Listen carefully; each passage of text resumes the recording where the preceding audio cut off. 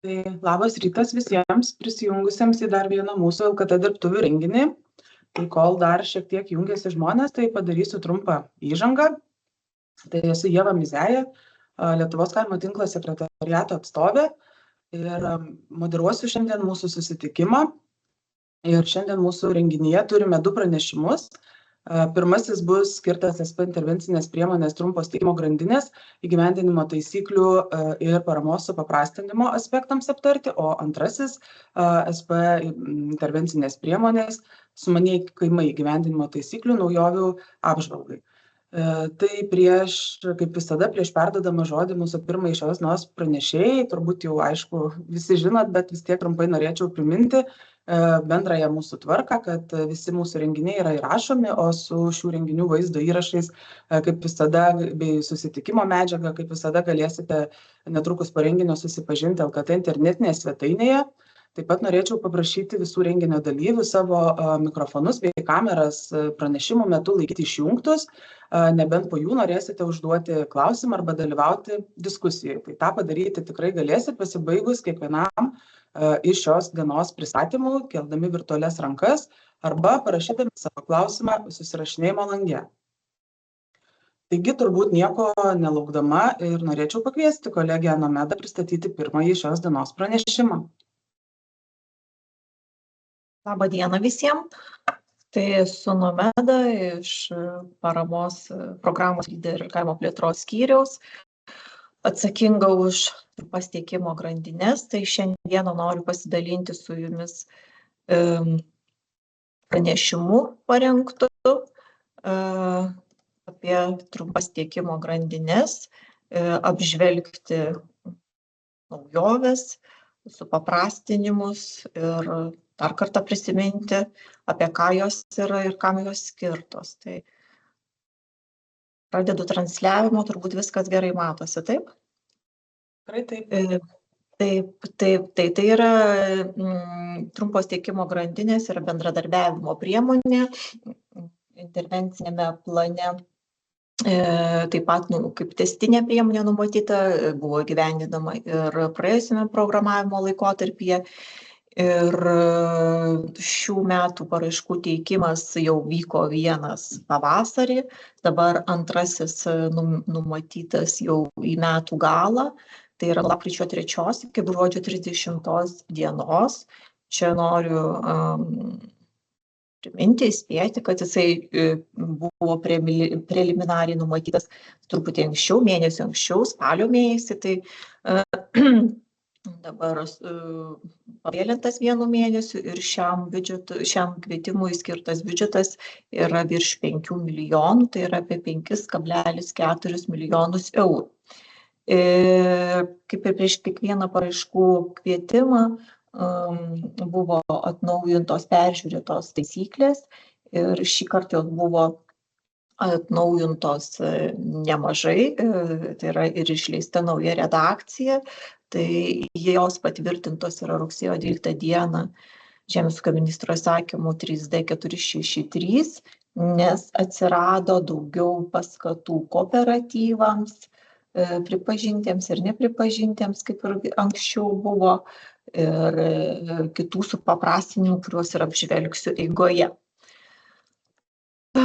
Na tai tos trumpos maisto tiekimo grandinės, tai jų esmė ir prasmė turbūt žinoma visiems, kas domisi tais tokiais smulkiais ir stambesniais maisto gaminamos produkcijos, žemės ūkio ir maisto produkcijos realizavimu.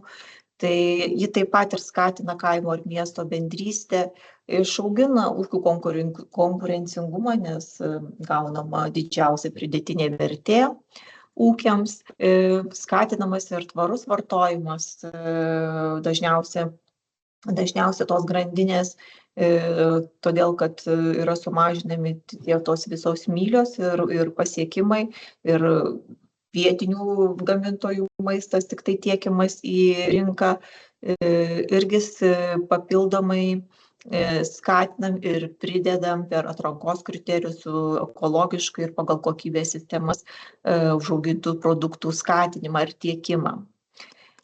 Maisto saugumas. Metai iš metų grandinės įgauna ir tokį geopolitinį atspalvį, nes būtent tos trumpos tiekimo grandinės, kai vietos lygmenių visi subūrėmi vietos gamintojai bendradarbiauti su viešo maitinimo įstaigomis ir ugdymo įstaigomis, kurios irgi maitinimo paslaugą teikia, ligoninėmis ir kariuomenėmis, tai taip pat yra užtikrinamas ir tas jų aprūpinimas vietiniu maistu, šviežiu maistu, kad užlūžus toms didžiosioms grandinėms iš Maksimos vis dėlto turėtumėm tą krepšelį pagrindinių produktų vietoje. Na ir žinoma, regionų plėtra, tai jeigu tenai kuriasi logistikos centrai, bendradarbiaujama kelių savivaldybių lygmenių, įkūriamos ir darbo vietos ir taip plėtojama ekonomika. Remiama veikla ar modeliai, tai kaip ir minėjau, jos ta priemonė jau yra įgyvendinama tęstiniu būdu ir yra tęstinė, tai todėl yra remiamos jau ne tik tai, yra remiamos naujos trumpų tiekimo grandinių kūrimas, naujas ir jau esamų grandinių plėtra. Tai kuomet, jeigu jau esamą grandinę esate įkūrę iš seniau, tai tada galima investuoti į naujų pirkimo kanalų plėtimą, į asortimento didinimą, pritraukimą kitų partnerių bendradarbiauti. Taip pat galima turbūt jau plėstis ir eiti į didesnius pajėgumus ir lygmenius ir galvoti apie realizavimo tinklų kūrimą. Realizavimo tinklai visą laiką yra daugiau mažiau susiję ir su kitu mūsų tikslu skaitmeninių sprendimų diegimą būtent grandinių valdymui ir pardavimui. Na ir galima pagalvoti, kaip tą produkciją galima apdoroti, perdirbti ir tvariai realizuoti nuo iki. Tai priemonė vystoma pagal 3 modelius. Tai yra pirmasis tiesioginis žemės ūkio ir maisto produktų pardavimas. Antrasis modelis yra šiek tiek didesnis ir orientuotas jau į didesnės apimties gamybinius pajėgumus ir taip pat ir realizavimo pajėgumus, kuomet jau galima aprėpti kelias savivaldybės arba kelis pardavimo kanalus. Čia dažniausiai yra jau bendradarbiaujama ir su viešojo maitinimo įstaigomis. Na ir didžiausias, stambiausias modelis, kuris jau reikalauja ir atitinkamos produkcijos realizavimo kiekių užtikrinimo per metus ir tą produkciją auginant kasmet, tai yra žemės ūkio ir maisto produktų realizavimo tinklų arba mūsuose, žmogiškoje kalboje dažniausiai suprantame kaip praktinis žodis logistikos centrų kūrimas. Tai kas dabar gali būti tie pareiškėjai ir partneriai? Buvo 3, dabar atsirado 4 ir tas 3 yra paryškintas ryškesnė spalva, tai čia tokia naujovė, bet vis tiek greitai apžvelgsiu. Tai pirmas yra fizinis asmuo, fiziniai asmenys ir juridiniai asmenys. Tai bendrai, tik tie juridiniai asmenys dar išsiskleidžia į privačius juridinius asmenys ir viešuosius juridinius asmenys. Na ir atsirado mūsų naujovė fizinių asmenų grupė. Tai yra žemės ūkio kooperatinė bendrovė kooperatyvas, čia taip vadinamas pripažintas kooperatyvas ir paprastas kooperatyvas nepripažintas, kurį vadinama pagal kooperacijos įstatymą kooperatinė bendrovė. Tai jie visi šitie pareiškėjai turi užsiimti žemės ūkio veikla ir privačiam juridiniam asmeniui, tam viešajam juridiniam asmeniui yra daugiau leista užsiimti gamybą, perdirbimu, rinkodara ir maisto realizavimu. Fiziniam asmenims galima šiek tiek ir mažiau užsiimti gamybą, perdirbimu ir apdirbimu. Tai jie visi gali kurti vieną grandinę ir tik tai išskirtinumas toksai, kad jeigu teikia paraišką pripažintas kooperatyvas, tai jisai gali ateiti į paramos vienas savarankiškai, veikdamas kartu su savo kooperatyvo nariais. Ir jiems jungtinės veiklos sutartis irgi nėra būtina.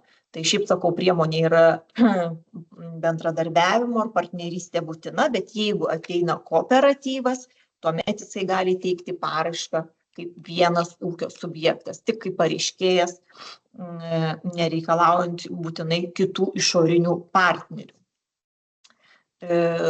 Paramos intensyvumas irgi buvo padidintas.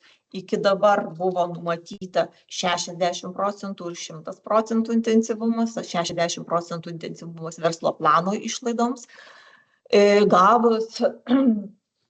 Gavus susidomėjimo ir pasiūlymų iš socialinių partnerių ir daugiau tokio iniciatyvumo iš jaunųjų ūkininkų, paramos intensyvumas verslo plano įgyvendinimo išlaidoms buvo padidintas pagal reglamentą iki 80 arba iki 85%. Tai jeigu paramą teikia tik jaunieji ūkininkai, susikooperavę jaunieji ūkininkai, tai jų gali būti jiems taikomas 80% intensyvumas, jeigu tik labai smulkieji, tai 85%, tas smulkumas yra nurodytas, reiškia ne didesnis kaip 16 000 eurų vedas.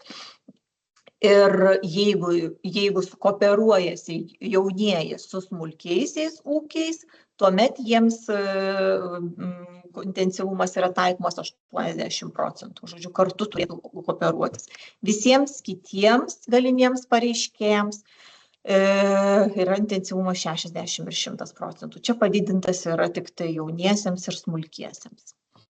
Greitai tinkamumo sąlygos ir reikalavimai. Jie iš esmės nesiskyrė, tik tai, kaip ir sakau, atsirado pripažintas kooperatyvas, kaip ta juridinių arba fizinių asmenų grupė, tai yra pripažintas kooperatyvas arba paprastas kooperatyvas. Tai jeigu ateina, tarkim, paprastas kooperatyvas, tai jam reikalinga sudaryti jungtinę veiklos sutartį su kitais kooperatyvo nariais. Jeigu ateina ūkininkai, jeigu ateina ūkininkas, pavyzdžiui, su žemės ūkio bendrove arba su UAB, tai tada jungtinės veiklos sutartis yra privaloma pasirašyti, o jeigu pripažintas kooperatyvas, tai ne, nes vadovaujamasis to pripažinto kooperatyvo įstatais. Kaip ir anksčiau, taip ir dabar nedaugiau kaip vienas tarpininkas galimas, jeigu reikia. Visi turėtų veikti netrumpiau kaip 1 metus.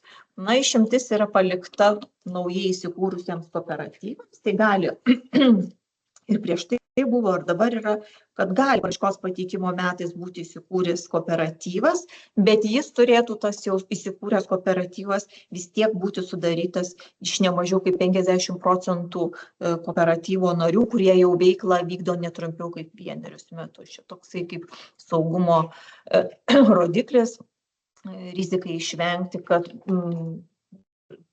projektai būtų gyvendinami sėkmingai. Taip, tai visi, kaip ir prieš tai minėjau, turi būti užsiimti žemės ūkio veikla, tai priemonė yra išskirtinai, pabrėžiu, vis dėlto orientuota į realizavimą, bet žinoma, be gamybos, be auginimo, apdorojimo ar perdirbimo neturėsi ką ir realizuoti. Tai bet vis tiek galima užsiimti arba gamybą, arba apdorojimu, arba perdirbimu, arba rinkodara, arba realizavimu ir arba priklausomai, koks tu esi pareiškėjas arba partneris. Dėl ekonominio gyvybingumo irgi buvo padaryta šiek tiek keitimų, supaprastinimų arba gal tiesiog lankstesnio jų pasiekimo momento. Tai dabar ekonominis gyvybingumas irgi bus vertinamas, bet atsižvelgiant į paramos išmokėjimo būdą. Tai reiškia, jeigu pareiškėjas su partneriais nusimatys išlaidų kompensavimo su avansų mokėjimo būdą, tai tuomet jo ekonominis gyvybingumas bus vertinamas kaip ir anksčiau paraiškos pateikimo dieną. Žodžiu, jau turės atitikti visus rodiklius kartu su paraiška teikiant. Tačiau jeigu jie pasirinks išlaidų kompensavimo arba sąskaitų apmokėjimo būdą, Tai yra tada paliekamas toks tarpas laikotarpis iki pirmųjų projekto kontrolės metų einančių po projekto įgyvendinimo. Tik tuomet jiems reikės atitikti tuos visus ekonominį gyvybingumą apibūdinančius rodiklius.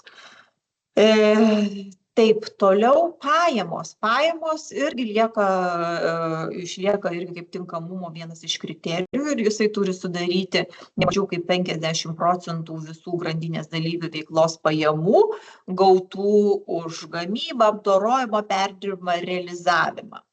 Čia prie šito punkto yra sukurta, noriu irgi atkreipti dėmesį, nauja pažyma apie veiklos pajamas, jinai yra šiek tiek modifikuota ir supaprastinta, ne tokia kaip seniau buvo ir kaip yra įprastai taikoma visoms kitoms investicinėms priemonėms, daugiau orientuotoms į gamybą. Mes šią pažymą sukūrėme daugiau orientuotą į pajamas, nes vis dėlto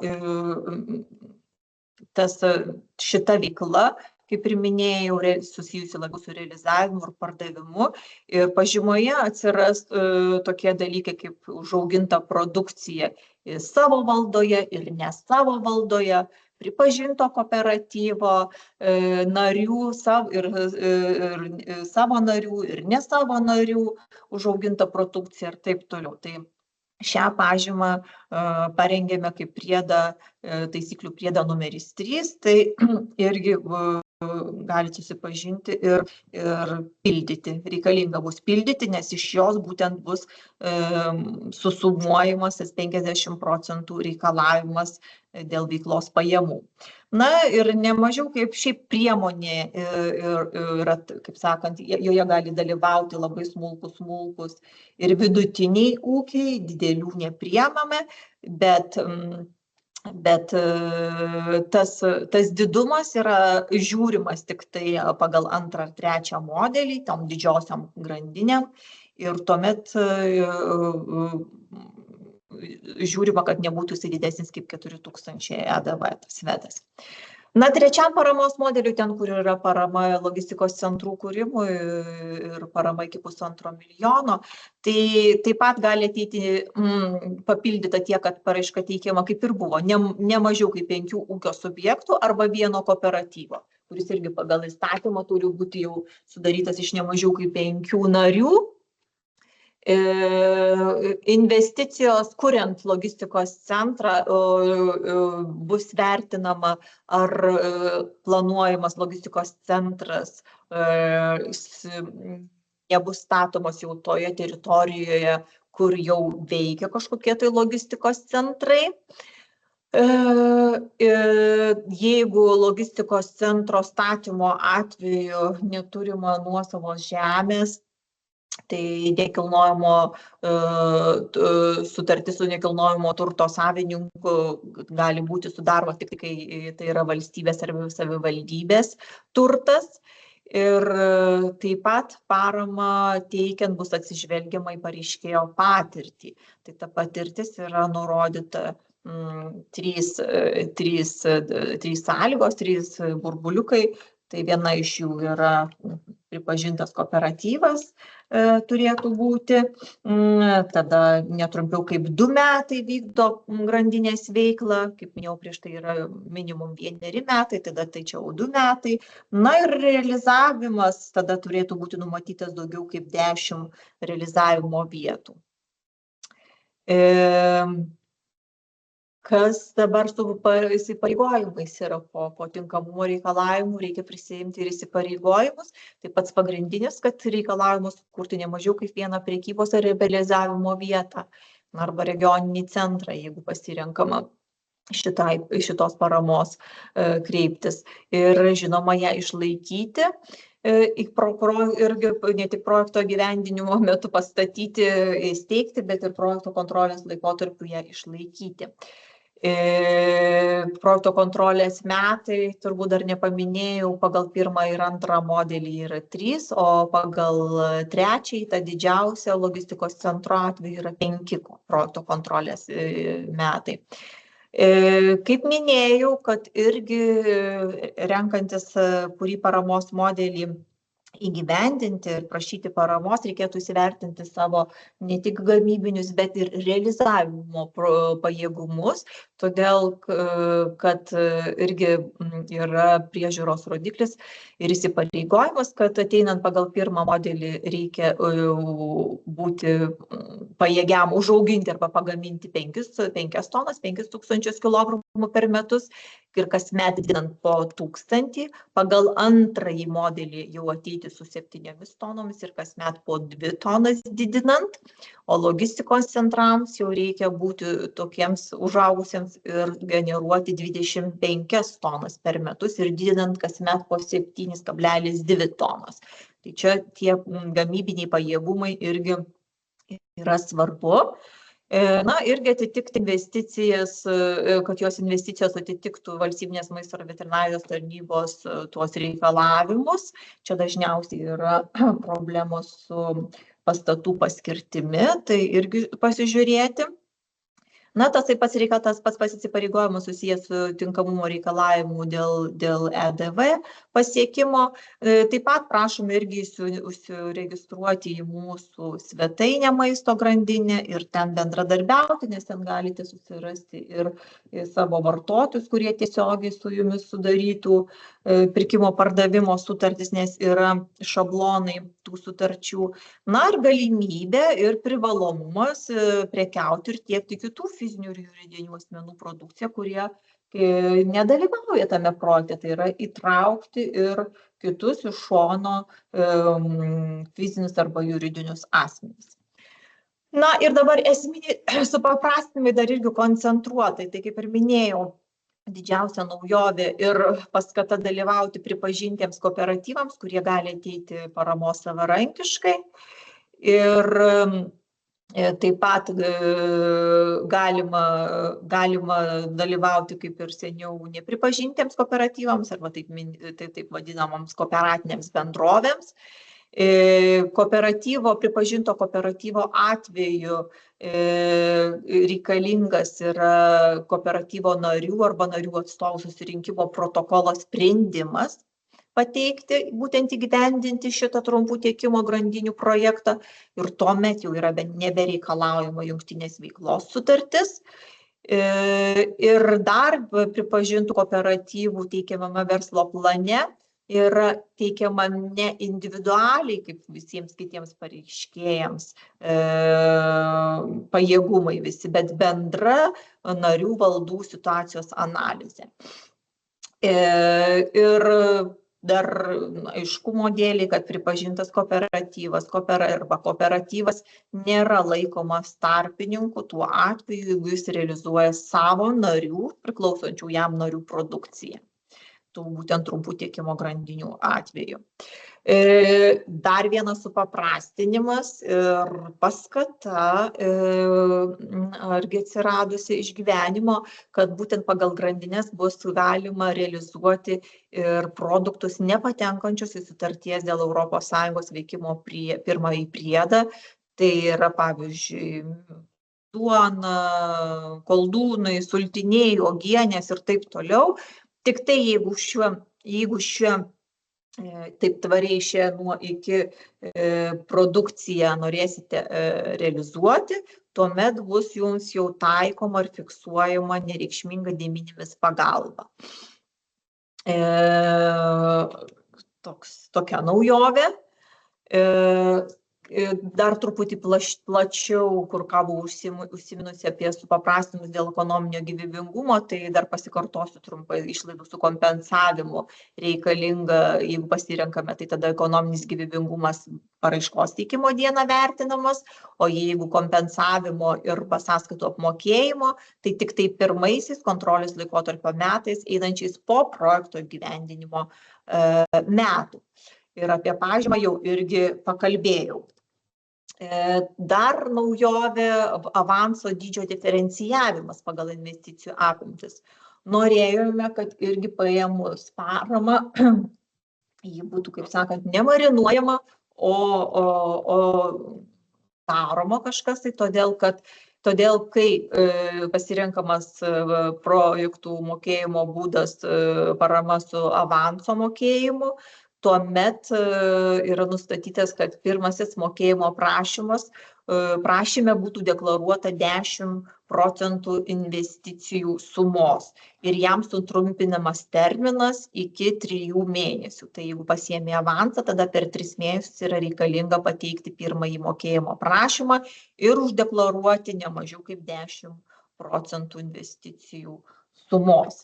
Na ir kai jau išmokamas tasai avansas, jeigu pasirenkama mokėjimo su avansu būdą, tai tuomet irgi tokia diferenciacija yra nustatyta, atsižvelgiant į jų vertę ir tinkamų išlaidų kategoriją. Tai jeigu planuojama, kad pirmo mokėjimo prašymo suma sudarys nuo 10 iki 15%, tai tada tas avanso dydis negali būti viršyti 20%.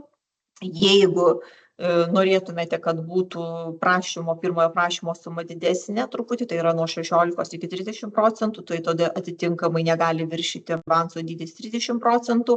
Na ir jeigu jau didesnių investicijų reikia, tokių pavyzdžiui kaip auto parduotuvė ar kažkokia statyba ar panašiai,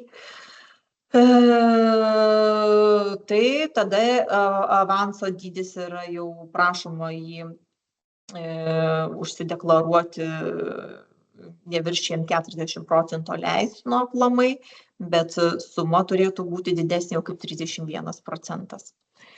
Greitai dar tinkamos finansuoti išlaidos. Čia pakeitimų naujovių nebuvo, tai jų yra apie 30, visų nedėjau. Pačios pagrindinės yra transporto priemonė, prekybiniai baldai, sandėliavimo įranga, statyba, patalpų arba ploto nuomos išlaidos, atsinaujinančios energijos gamybos sistemos išlaidos. Tos šitos išlaidos, čia pačios pagrindinės, kurios, sakau, visos susijusios su produkcijos realizavimu, prekyba 60% arba jaunųjų ir smulkiųjų ūkių atveju 85 arba 80% intensyvų kompensuojamos. Toliau yra bendradarbiavimo išlaidos iki 100%, tačiau jos turi būti nedaugiau kaip 12% sudaryti visų projekto išlaidų tinkamų. Tai čia daugiau susiję su darbo užmokesčiu projekto vadovams ir visokių kelionių, bendradarbiavimo ar patalpų renginių, nuomos išlaidos, viskas, kas susiję su projektu.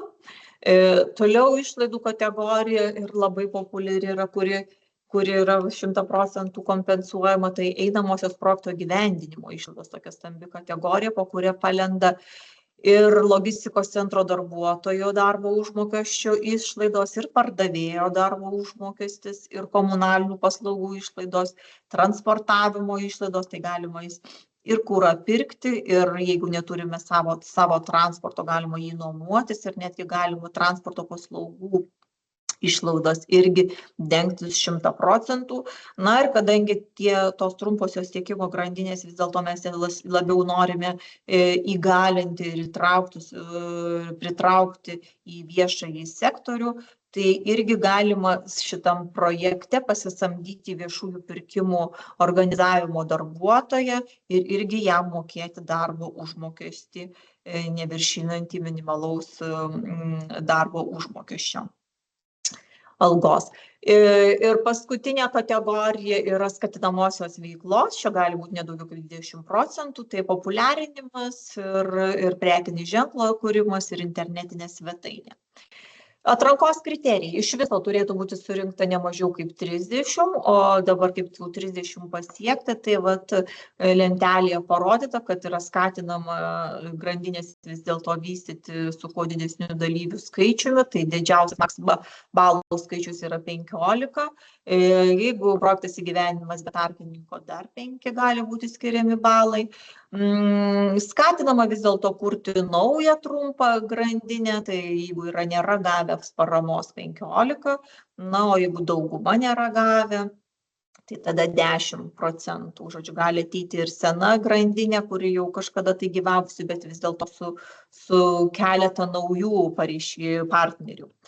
Toliau trumpa tiekimo grandinė, kitas atrankos kriterijus dedikuotas yra vis dėlto aukštos ir išskirtinės kokybės žemės ūkio maisto produktams, tai yra ekologiniai ūkiai premijuojami 20 balų atrankos, jeigu jie susikooperuoja, jeigu ne mažiau kaip pusė dalyvių toje grandinėje projekte dalyvautų ekologinių ūkių, tai 15 balų ir pagal NKP, nacionalinį maisto kokybės sistemą, 10 balų. Tai čia šitas ketvirtas atrankos kriterijus yra ekologijai ir NKP maisto sistemai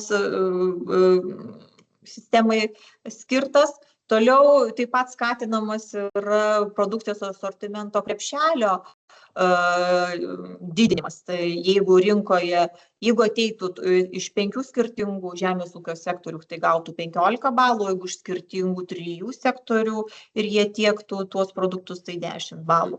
Na ir paskutinis 6, tai yra visas susijęs su tvaria trumpa tiekimo grandinė ir tada žiūrima į projekto numatytas investicijas. Tai pavyzdžiui, ar jos susijusios su aplinkos taršos mažinimu, ar jos susijusios su transporto kašto optimizavimu. Žodžiu, kad nevažinėtų po visą Lietuvą skersai išilgai, o tarkim tik tai savo rajone ar regione.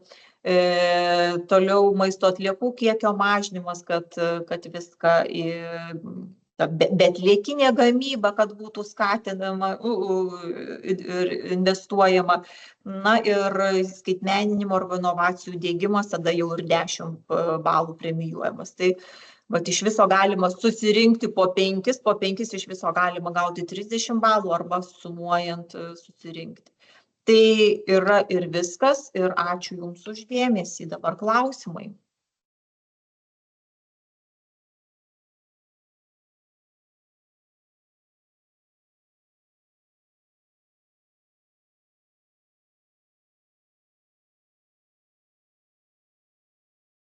Laukiu klausimų, turbūt nematau ir pokalbį skiltyje nematau.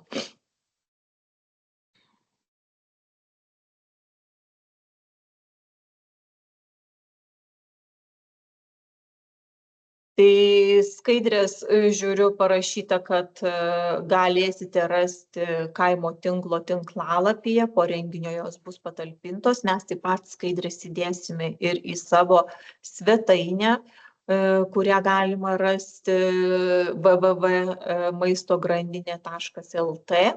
Ten irgi įdėsime savo šitą prezentaciją skaidrės. Na tai galima rašyti ir tiesiogiai man, nomeda.vadvaiskaitė@zoom.lt, galima rašyti ir į tos maisto grandinės, tos platformos, elektroninį paštą ir klausti dar, kas dabar neišdrįsta tų klausimų. Ar šakiuose pristatysite tą pačią medžiagą? Mes dar nesam pakviesti į šakius. Nežinau.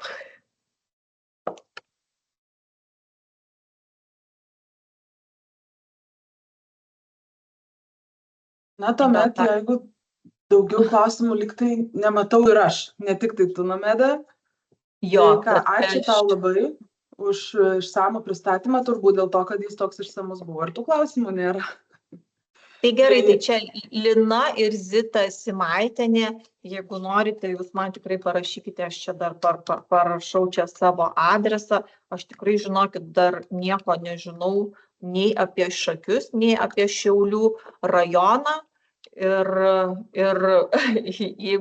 jeigu norite dar kažkaip dar geriau pasiaiškinti ir nedrįstate, tai tikrai galima pasitikrinti ir padrąsinti jūs. Tai parašau dar savo adresą, parašykite, dėl Šakių ir Šiaulių nežinau, atsiprašau. Neturim kvietimo dar. Tai ačiū ir iki pasimatymo. Iki. Tai tada dabar norėčiau pakviesti kolegę Jeleną. Ačiū, aš norėjau padėkoti irgi už labai įsamų pristatymą. Jeigu ir buvo klausimų, tai jie tikrai pasidarė visi labai aiškus. Ačiū, Zofija. Ačiū. Iki. Tai dabar jau turbūt tikrai galiu pakviesti Jeleną pristatyti antrąjį mūsų šios dienos dirbtuvių pranešimą, tai yra sumaniųjų kaimų įgyvendinimo taisyklių naujoves apžvelgti. Tai Jelena, prašau. Sveiki, ar matomos skaidrės? Taip, viską matom. Tai nepristatinėsiu, nes Ieva jau mane pristatė. Tai šiandien norime jums pristatyti naujausias sumanių kaimų įgyvendinimo taisyklių nuostatas. Kalbėdami apie Lietuvos žemės ūkio ir kaimo plėtros 2023-2027 metų strateginio plano priemonę sumanieji kaimai, turime žinoti, kad naujose įgyvendinimo taisyklėse atsirado tikrai nemažai naujovių. Naujoje taisyklių redakcijoje daugiau dėmesio skiriama tam, kad projektai būtų orientuoti vis dėlto į vietos problemas ir jų sprendimą. Tai reiškia, kad paramos gavėjai turi ne tik vykdyti pavienės veiklas, bet ir užtikrinti, kad jų iniciatyvos atitiktų visą strategiją bei kurtų ilgalaikę pridėtinę vertę. Dar vienas svarbus pokytis – tai atrankos kriterijai. Jie tapo aiškesni, skaidresni ir labiau pritaikyti tam, kad būtų skatinamas paslaugų kūrimas bei plėtra kaimo vietovėse. Ir taip pat numatytas tam tikras lankstumas ir galimybė koreguoti sumanaus kaimo strategiją jos vertinimo metu. Strategijos vykdytoja turi galimybę vieną kartą pakeisti vieną ar kelis projektus. Svarbu tik tai pabrėžti ir priminti, kad bendra tokių projektų prašoma paramos suma negali viršyti 40% visos strategijos prašomos paramos sumos. Ir toliau norėčiau jūs biškį nuklaidinti į ateitį ir įsivaizduoti kaimą, kuriame technologijos, inovacijos arba išmanūs sprendimai nėra tik žodis, o jie tampa kasdienybės dalimi, kiekviena diena tampa šiek tiek lengvesnė, tvaresnė ir prasmingesnė. Taigi nauja intervencinė priemonė siekiama visų pirma padėti kaimo vietovėse žmonėms efektyviai naudoti turimus išteklius. Spręsti socialinės ir ekonominės problemas naudojant išmaniuosius sprendimus ir žinoma gerinti gyvenimo kokybę kiekvienam gyventojui. Ir kokio rezultato tikimasi įgyvendinus sumanų kaimą. Tai gyvybingos, tvarios ir bendruomeniškos aplinkos, pasirengusios ateities iššūkiams. Sumanus kaimas remiasi keliais kertiniais principais. Tai išmaniųjų technologijų panaudojimas kasdienybėje, nes jos kasdienybę paverčia patogesnę, o paslaugos prieinamesnėmis. Tvari energija. Saulės ir vėjo energija leidžia gaminti švarią energiją, saugo gamtą ir mažina teršalų išmetimą. Tvarus žemės ūkis. Išmaniosios ūkininkavimo sistemos padeda efektyviau auginti produkciją, mažinti taršą ir prisidėti prie ekologijos.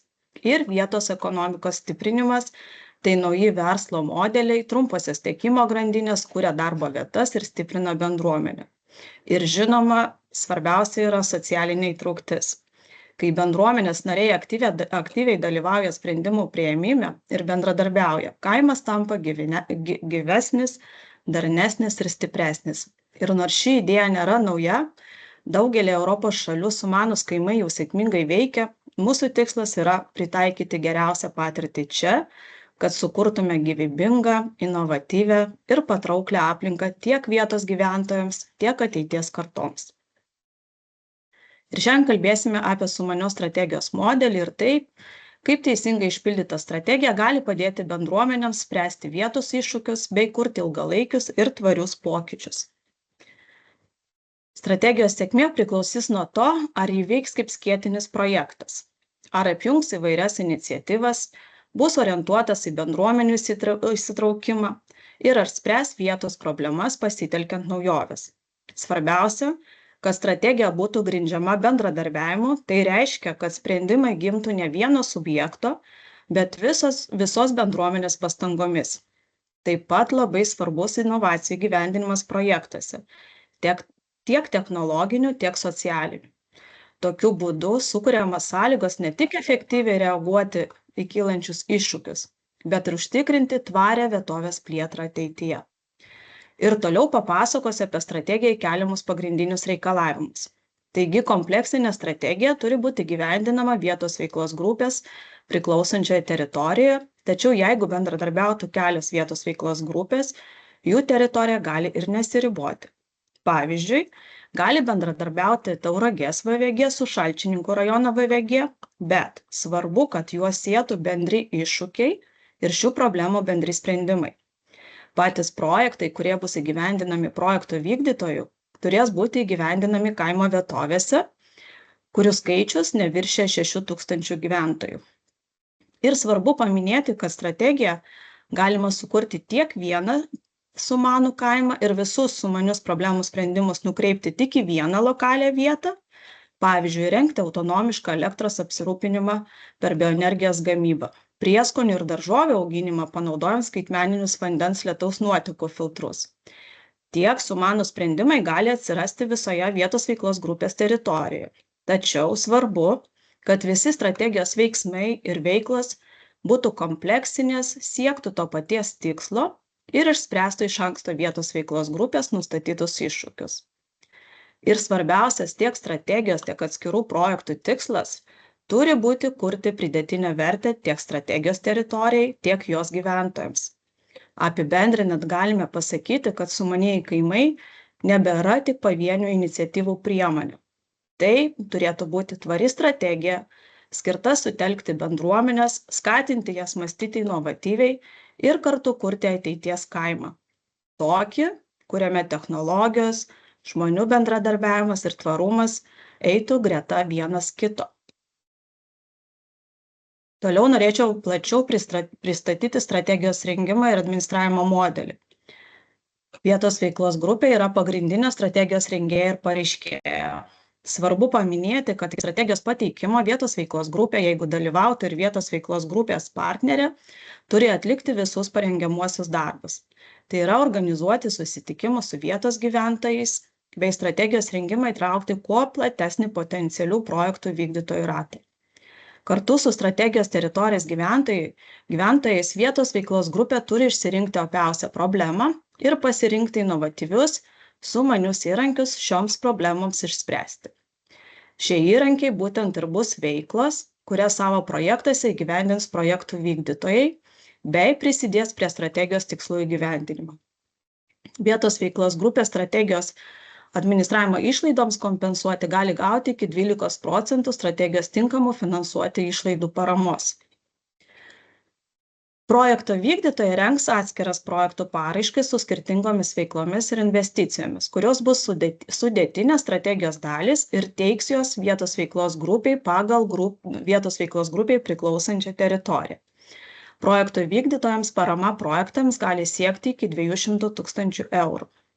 Ir kasgi gali būti projekto vykdytojais? Tai gali būti, fiziniai asmenys, viešieji ir privatūs juridiniai asmenys, savivaldybių administracijos, savivaldybių tarybų įsteigti juridiniai asmenys, mokslo ir mokymo įstaigos ir žinoma ūkininkai. Vietos veiklos grupė savarankiškai atrinks galimus projekto vykdytojus, kurie dalyvaus strategijoje bei parengs bendrą strategijos paraišką. Bendrą sumanių kaimų strategiją su visais atrinktais projektų vykdytojų projektais vietos veiklos grupės teikia agentūrai vertinimui. Kuriant strategiją visada kyla klausimas, taigi nuo ko reikėtų pradėti. Tai pirmiausia, vietos veiklos grupė turėtų numatyti strategijos temą, kryptį bei iššūkius atsižvelgiant į vietos plėtros strategijoje jau atliktas SWOT analizės. Tik tada jau galima nusistatyti prioritetus ir suplanuoti pirmuosius žingsnius. Pavyzdžiui, vietos veiklos grupė gali pradėti nuo apklausos, tai yra išsiaiškinti, kokių paslaugų ar veiklų labiausiai trūksta gyventojams. Kiekvienas žingsnis turi būti grindžiamas realiais duomenimis ir gyventojų poreikiais. Tik taip strategija tampa ne tik dokumentu, bet ir tikrų bendruomenės veiksmų planu, kuris padeda spręsti problemas, kurti naujas galimybes ir siekti tvarių pokyčių. Kalbant apie projektų įgyvendinimą, labai svarbu suprasti, kaip skirtingais projektais galima siekti vieno bendro tikslo, spręsti vieną, bet labai konkrečią problemą. Dažnai bendruomenės ir vietos gyventojai įgyvendina kelias iniciatyvas iš karto. Vieną projektą skiria infrastruktūrai, kitą socialinėms paslaugoms, trečią aplinkosaugai. Tačiau kiekvienas iš jų turi būti neatsiejama bendros strategijos dalis ir kurti teigiamą poveikį strategijai. Visų pirma, projektų tema, tikslas, problema, rodikliai ir poveikis turi atitikti vieną strategiją. Kitaip tariant, net jei projektai atrodo labai skirtingi savo veiklomis, jie turi būti nukreipti į tą patį ilgalaikį rezultatą. Pavyzdžiui, jeigu strategijoje numatyta stiprinti vietos bendruomenės atsparumą, vienas projektas gali būti skirtas savanoriškos pagalbos tinklui kurti, kitas įrengti bendruomenės priedangą, o trečias įkurti bendruomenės įrankių ir resursų dalymosi centrą, kur gyventojai galėtų dalintis įrankiais, priemonėmis ir kitais ištekliais, jeigu atsitiktų koks kritinis momentas. Atrodytų, kad projektai labai skirtingi, bet jie visi prisideda prie vieno bendro rezultato, tai yra stiprios, pasirengusios bendruomenės. Rodiklių ir poveikio matavimas projektuose taip pat yra labai svarbus, nes jis padeda aiškiai vertinti, kiek projektai prisideda prie strategijos tikslo įgyvendinimo. Jei skirtingų projektų poveikio ar svarba nesutaptų, kyla pavojus sumažinti bendrą strategijos poveikį ir prarasti strategijos siekiamą naudą. Taigi strategija yra tarsi stogas, po kurio telpa visi projektai.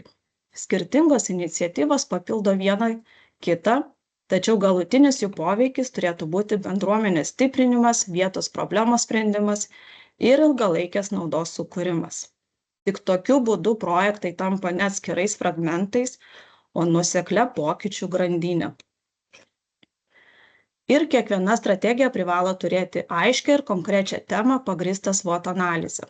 Teisingai atrinkta tema nurodo pagrindinę kryptį, į kurią turi būti orientuojami visi norintys dalyvauti strategijos įgyvendinime projektai, taip užtikrinant, kad visų projektų iniciatyvos būtų nuoseklios ir suderintos.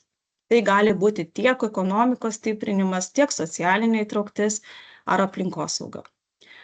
Pavyzdžiui, jei pasirinkta tema yra socialinė įtrauktis, bendruomenės gali plėtoti savanoriškos pagalbos tinklus ar organizuoti bendras veiklas, kuriuose dalyvauja įvairios visuomenės grupės.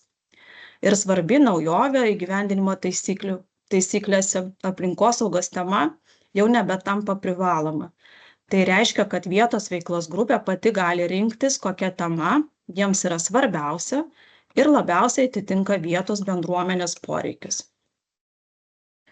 Strategijoje svarbu įvardinti vietos poreikiais pagrįstą problemą. Tai esama situacija ar iššūkis, kurį mes norime išspręsti. Aiškiai suformuluota problema padeda suprasti, kokių veiksmų ir investicijų projektuose reikia imtis, kad jie būtų tikslingi ir duotų maksimalų poveikį visai strategijai. Taip užtikrinant, jog kiekviena iniciatyva prisidėtų prie bendrų tikslo įgyvendinimo. Pavyzdžiui, problema gali būti tokia. Jauni žmonės išvyksta iš kaimo, nes nemato galimybių. Tai aiškus signalas, kad strategijoje turime numatyti visus veiksmus jaunimo įtraukimui ir verslumo skatinimui. Strategijos tikslas neturi būti pernelyg bendras, pavyzdžiui, pagerinti gyvenimo kokybę kaime. Jis turi būti konkretus ir nukreiptas į realius bendruomenės poreikius. Atskirų projektų tikslai gali skirtis, tačiau privalo koreliuoti su strategijos tikslu ir tiesiogiai prisidėti prie jų įgyvendinimo. Kiekvienas sumanaus kaimo projektas turi būti pagrįstas savo poveikiu, kuris prisideda prie bendro strategijos tikslo siekimo ir užtikrina, kad kiekviena iniciatyva duotų matomą naudą bendruomeniai. Tokiu būdu kiekvieno projekto iniciatyva papildo kitas, didina bendrą poveikį ir padeda pasiekti ilgalaikių matomų pokyčių bendruomenėje. Kiekvieno sumanaus kaimo projekto poveikis turi būti teigiamas strategijai ir prisidėti prie bendro strategijos tikslo įgyvendinimo. Poveikio rodikliai turi būti specifiški, tai reiškia aiškiai apibrėžti, ką matuosime. Matuojami, kad galėtume įvertinti rezultatus. Pasiekiami, tai yra realistiški pagal projekto apimtį, aktualūs, tai yra svarbus strategijos tikslui. Ir apibrėžti laiko atžvilgiu, kada ir kaip bus jie pasiekti. Ir keletą pavyzdžių, kaip galime matuoti projekto poveikį skirtingose srityse. Tai pavyzdžiui, aplinkosaugoje. Tai galėtų būti emisijų mažėjimas, atliekų perdirbimo lygis arba atliekų kiekio mažinimas. Ekonomikoje sukurtos naujos darbo vietos. Technologijos ir inovacijos. Tai galėtų būti įdiegtų naujų technologijų skaičius, produktyvumo augimas, naujų produktų ar paslaugų sukūrimas. Ir žinoma, socialinėje srityje galime matuoti poveikį kaip jaunimo įsitraukimas į veiklas, bendruomenės pasitenkinimo ar socialinių paslaugų prieinamumo pagerėjimas. Aiškus ir pamatuojami poveikio rodikliai leidžia ne tik įvertinti projekto sėkmę, bet ir parodyti, ar projektas suplanuotos iniciatyvos prisidėjo prie teigiamo poveikio strategijai.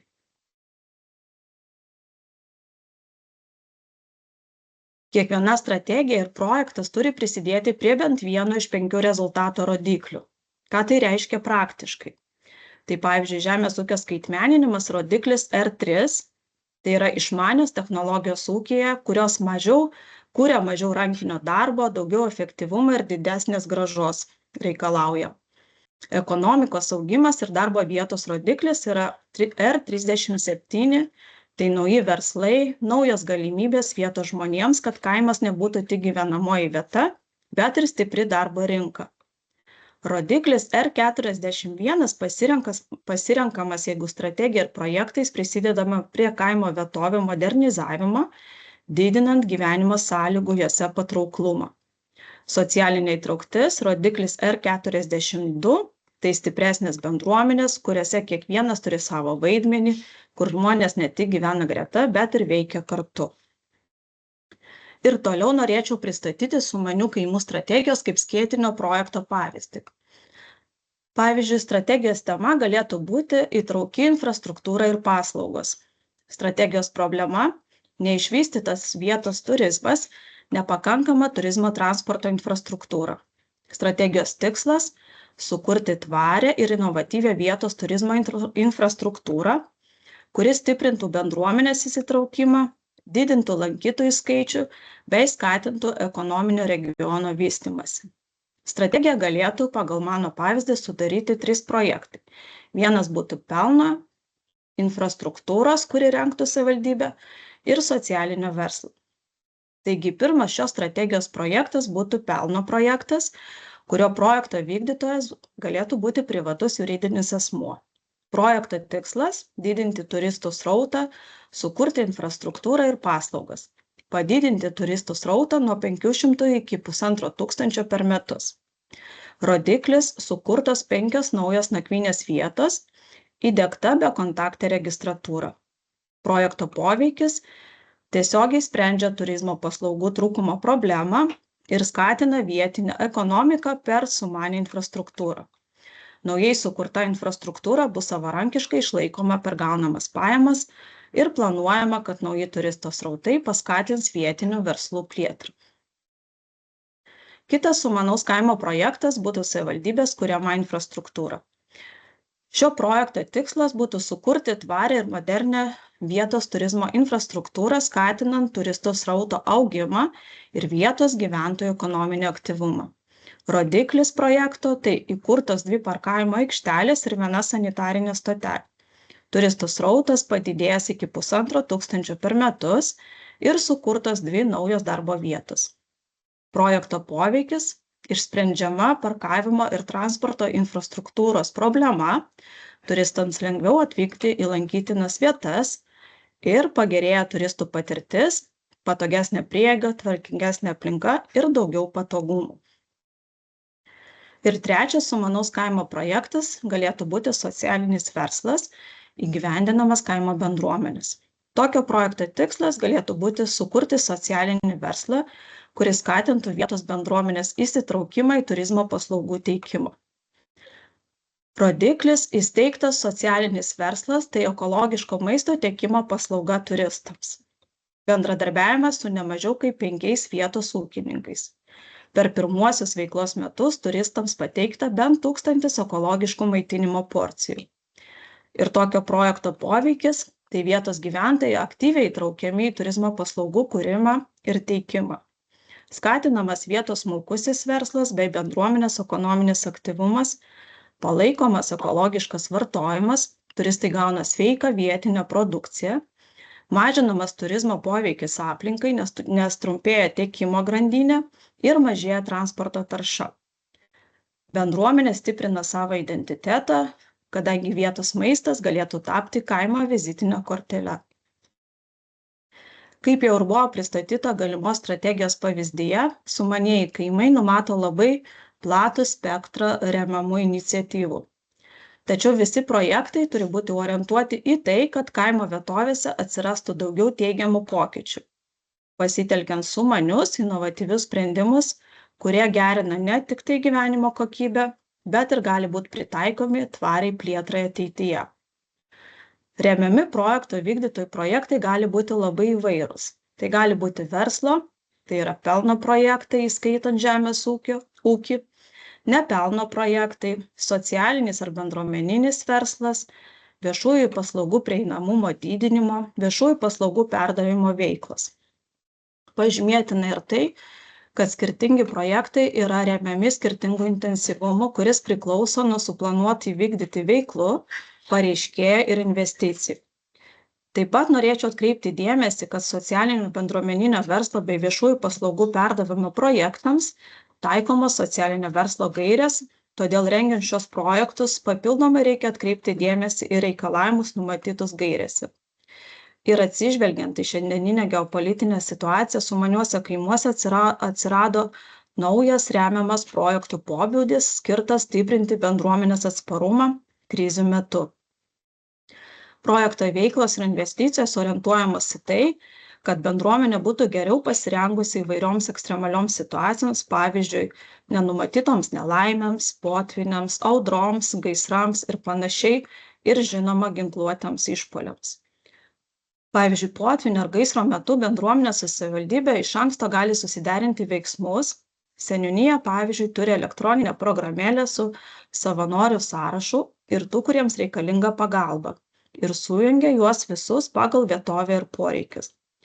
Savanoriai iš kaimynystės gaudami pranešimą galėtų lankyti vienišus senjorus, jei prireikia padėti evakuotis, atnešti vaistų ir panašiai. Ir toliau perėsiu prie naujų taisyklių pakeitimų, kurie atsirado dėl VVG prievolės patikrinti į strategiją atrinktus projektus.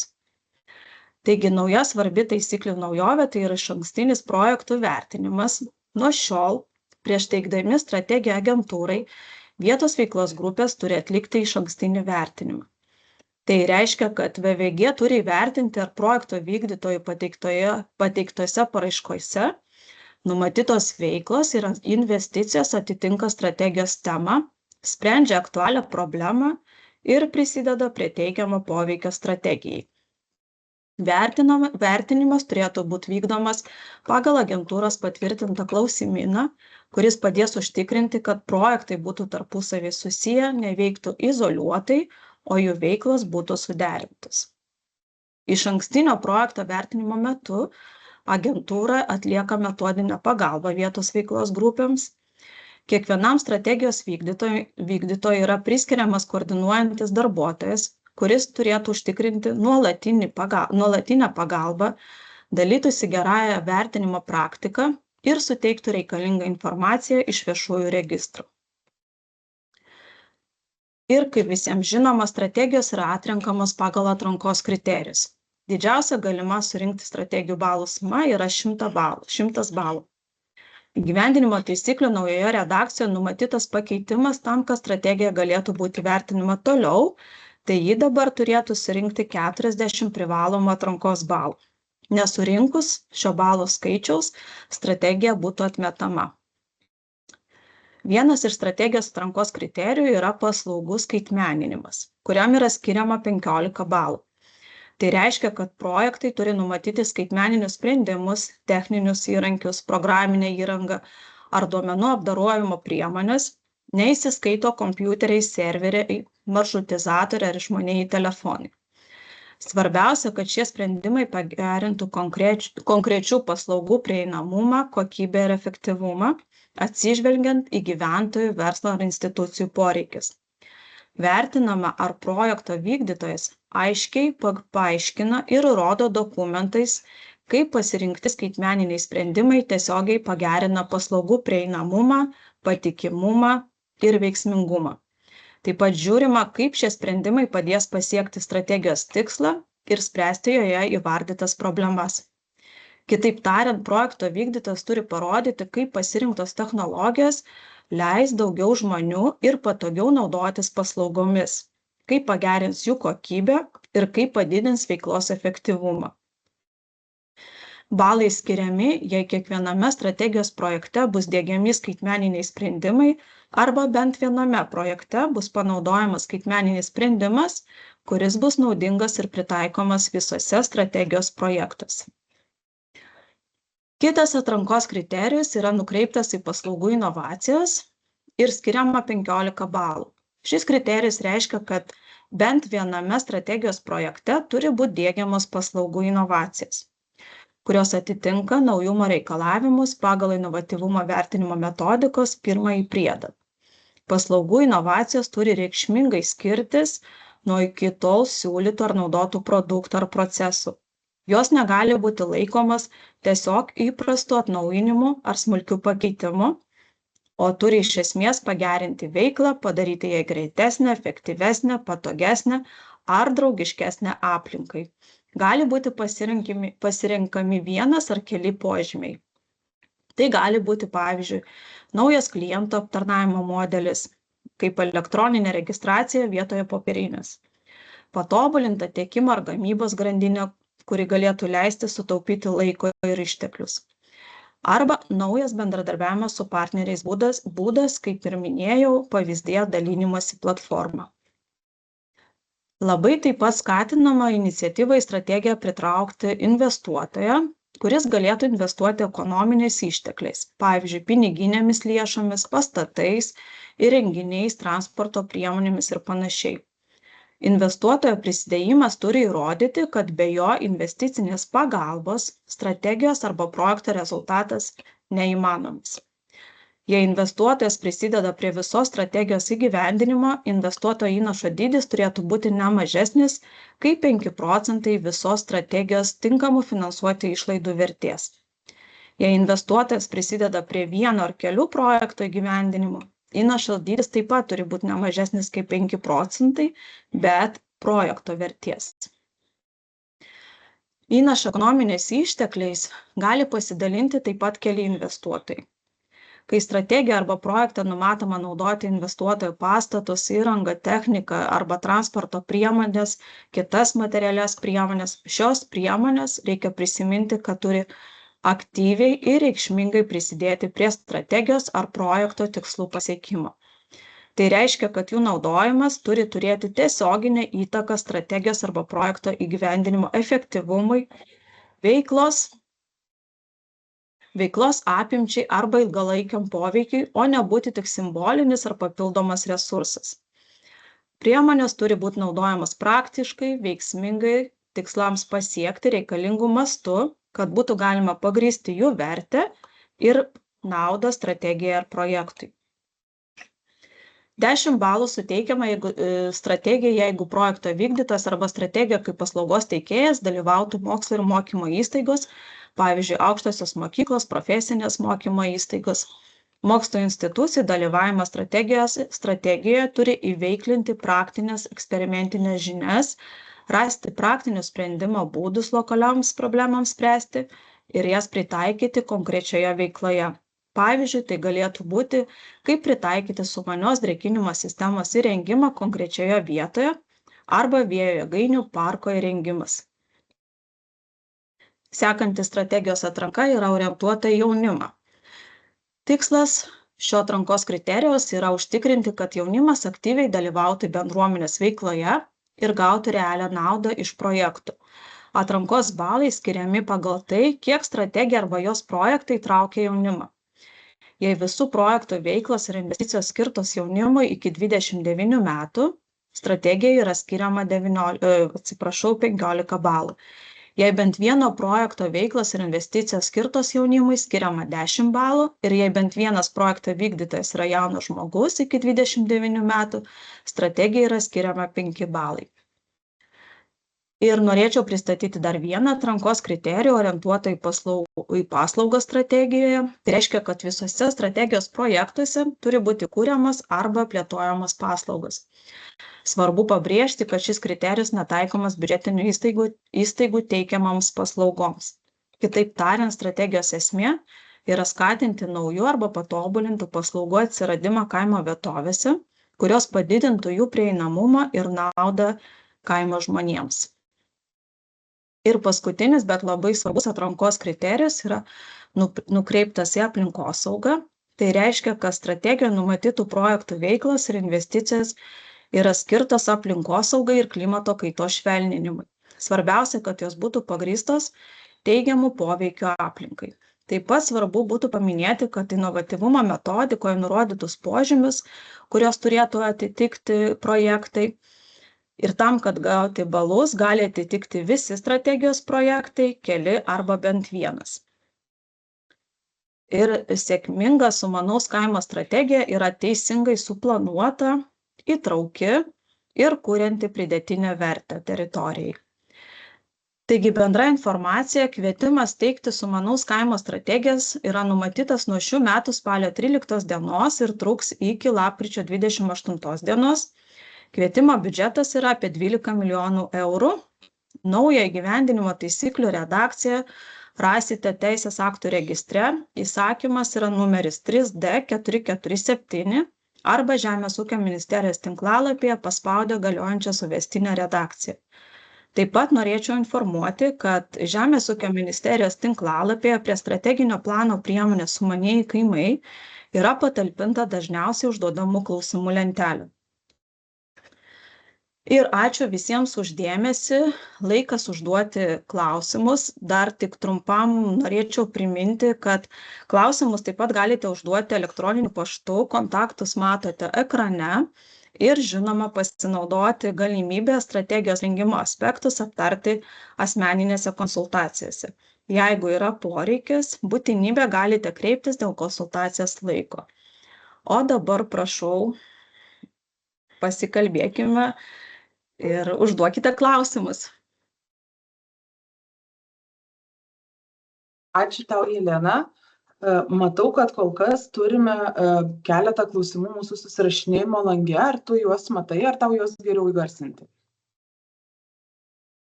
Matau. Vėjo energija, taip pat didžiausias kaimų naikinimas.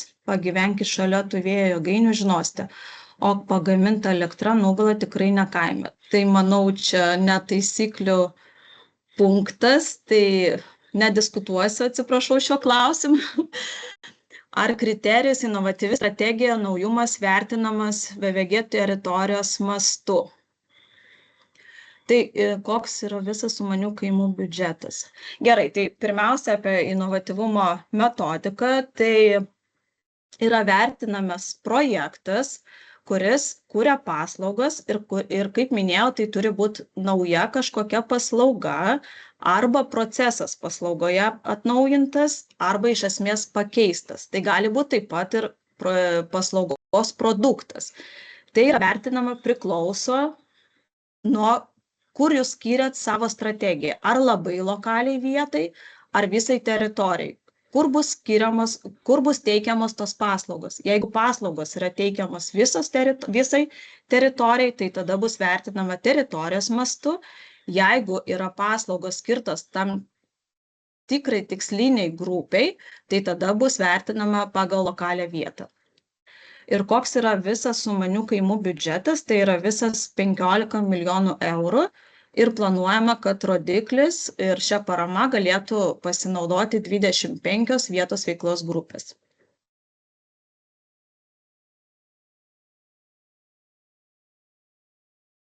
Dėkojam už klausimus, už atsakymus. Ar būtų dar? Janina, prašom, kelia ranką, tai prašau. Taip, laba diena. Ačiū, Jelena, už tikrai išsamų ir gražų pristatymą. Tai mes tie esam praktikai, tai norime sužinoti, šiandien tikrai netikrinau nacionalinės mokėjimo agentūros tinklapio, ar jau yra formos patalpintos, kurios reikalingos strategijos rengimui ir vietos projektų paraiškų rinkimui.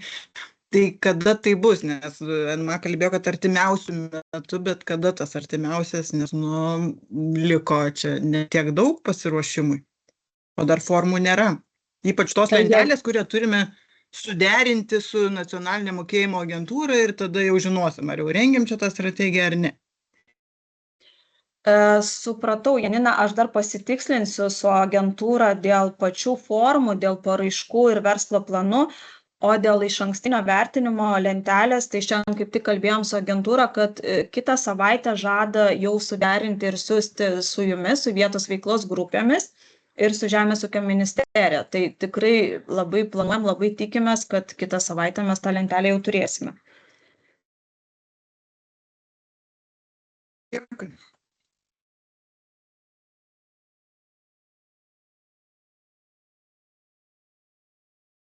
Ar būtų daugiau klausimų?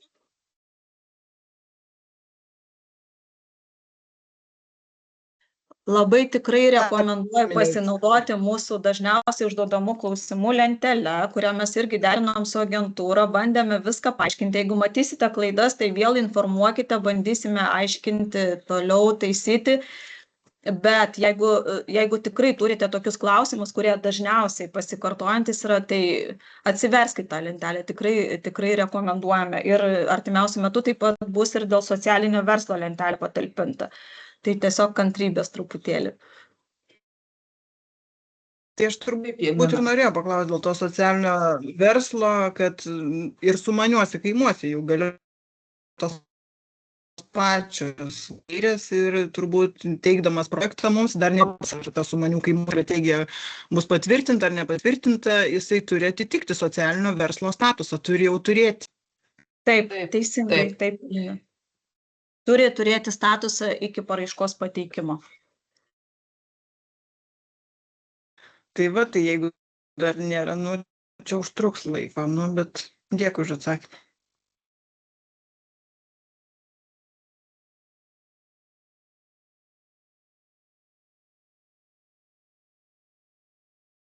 Ar bus daugiau klausimų?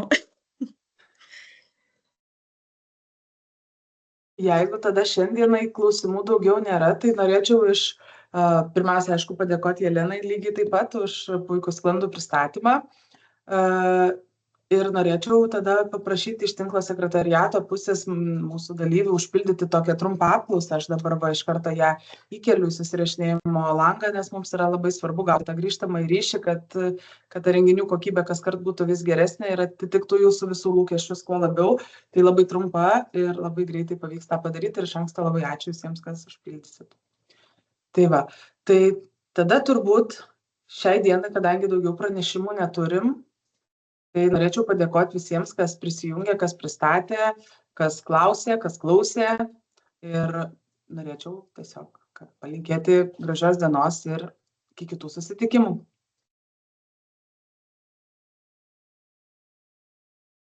Gražios dienos, Ačiū viso gero. Viso. Iki.